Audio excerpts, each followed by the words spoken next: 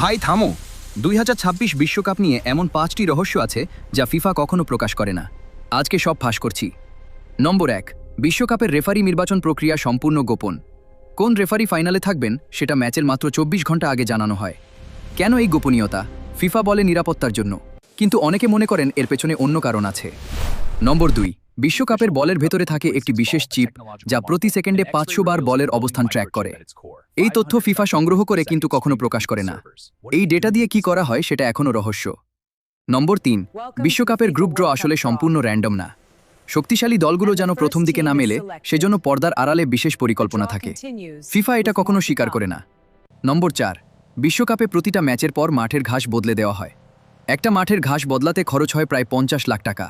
48 দলের টুর্নামেন্টে মোট ঘাসের খরচই কোটি কোটি টাকা।